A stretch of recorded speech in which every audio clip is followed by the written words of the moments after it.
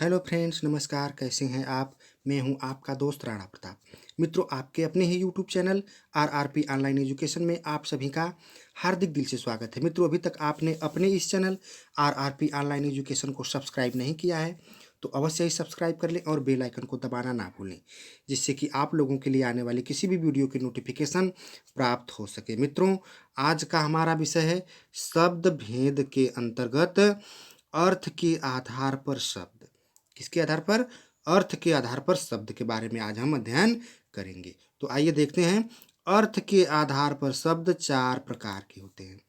कितने प्रकार के होते हैं मित्रों? अर्थ के आधार पर शब्द निम्नलिखित चार प्रकार के होते हैं।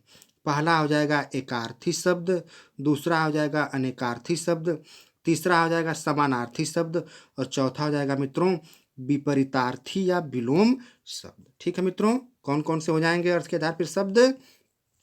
अर्थ के आधार पर शब्द निम्नलिखित चार प्रकार के होते हैं। एकार्थी शब्द, अनेकार्थी शब्द, समानार्थी शब्द, विपरीतार्थी या विलोम शब्द। ठीक है मित्रों, तो आइए अब हम इसको थोड़ा सा विस्तृत जानने का प्रयास करते हैं और इसके पहले को देखते हैं। एकार्थी शब्द, तो जिन शब्दों का केवल एक ही अर्थ होता है उन्हें एकार्थी शब्द कहते हैं। ऐसे शब्द जिनका केवल एक ही अर्थ व्यक्त हो उन्हें एकार्थी शब्द कहा जाता है। इसके अंतर्गत दोस्तों व्यक्तिवाचक संज्ञा के भेद एकार्थी शब्द के अंतर्गत आते हैं। कौन सी संज्ञा मित्रों? जो व्यक्तिवाचक संज्ञा होती है उसके जितने भी भेद होते हैं वे एकार्थी शब्द के अंतर्गत आते हैं। ठीक है मित्रों, जैसे गंगा, पटना, वाराणसी, राधा, मार्च, जर्मन, अमेरिकन आदि जितने भी शब्द ऐसे शब्द होते हैं वे सभी शब्द एकार्थी शब्द होते हैं। जैसे कि किसी भी नदी का नाम, शहर का नाम, पर्वत का नाम, दिन महीने का नाम, किसी भी लिंग का नाम आदि जो ऐसे शब्द होते हैं व्यक्तिवाचक संज्ञा के ऐसे शब्द, वे सभी शब्द एकार्थी शब्द के अंतर्गत आते हैं। ठीक है मित्रों, आइए अब हम इसमें आगे देखते हैं दूसरे को, अनेकार्थी शब्द। तो जिन शब्दों का एक से अधिक अर्थ होता है उन्हें अनेकार्थी शब्द कहते हैं। ऐसे शब्द जिसका एक से ज़्यादा अर्थ बताया जाता हो दोस्तों उन्हें अनेकार्थी शब्द कहते हैं। जैसे कि बाल, बच्चा और केस। बाल मीन्स बच्चा भी हो जाएगा और केस भी हो जाएगा। ठीक है मित्रों, इसी तरह से हंस, हंस मीन्स मित्रों सूर्य भी हो जाएगा, आत्मा भी हो जाएगा और पक्षी भी हो जाएगा। सूर्य को भी हंस कहा जाता है, आत्मा को भी दोस्तों हंस कहा जाता है और हंस एक प्रकार का पक्षी भी होता है। ठीक है मित्रों, इसी तरह से अगला है पत्र।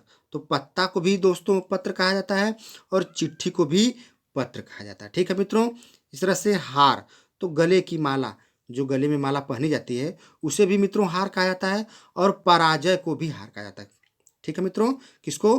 पराजय को भी हार कहा जाता है। इसी तरह से मित्रों कनक, कनक मीन्स सोना भी होता है और धतूरा। सोने को भी दोस्तों कनक कहा जाता है और धतूरा को भी कनक कहा जाता है। इसी तरह से कर, हाथ मीन्स भी कर हो जाएगा और टैक्स मीन्स भी मित्रों कर हो जाता है। इसी तरह से अर्थ के, तो प्रयोजन मीन्स भी अर्थ हो जाता है और धन मीन्स भी अर्थ हो जाता है। ठीक है मित्रों, आइए अब हम इसमें आगे चलते हैं और देखते हैं तीसरा समानार्थी या पर्यायवाची शब्द। तो हिंदी भाषा में अनेक शब्द ऐसे हैं जो समान अर्थ व्यक्त करते हैं या समान अर्थ देते हैं, उन्हें समानार्थी या पर्यायवाची शब्द कहते हैं। उन्हें क्या कहा जाता है?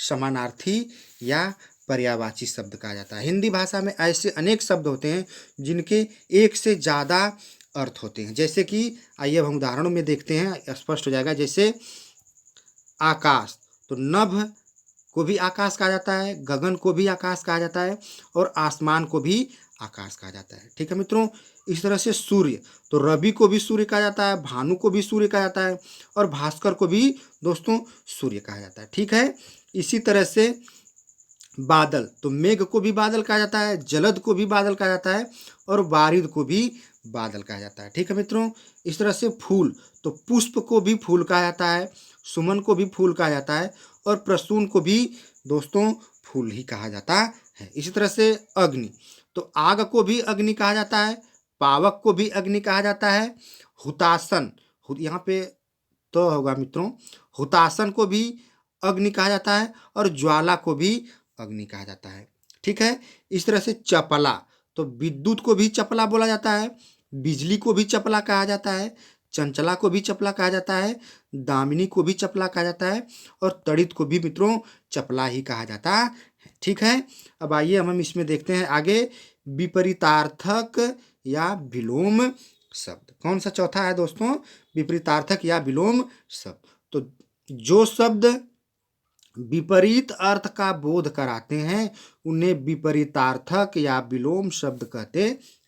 ऐसे शब्द जो विपरीत अर्थात उल्टे या उल्टा अर्थ को व्यक्त करते हों उन्हें विपरीतार्थक या विलोम शब्द कहा जाता है। जैसे कि जय का पराजय हो जाएगा मित्रों, पाप से पुण्य हो जाएगा, दिन से रात हो जाएगा, नित्य से दोस्तों अनित्य हो जाएगा, निर्बल से सबल हो जाएगा, क्रोध का क्षमा हो जाता है, गमन का आगमन, धर्म का अधर्म, लालसा का दोस्तों विरक्ति हो जाएगा और लाभ का हानि हो जाएगा। ठीक है मित्रों, तो इस तरह से यह हमारे वीडियो अर्थ के आधार पर शब्द समाप्त होती है।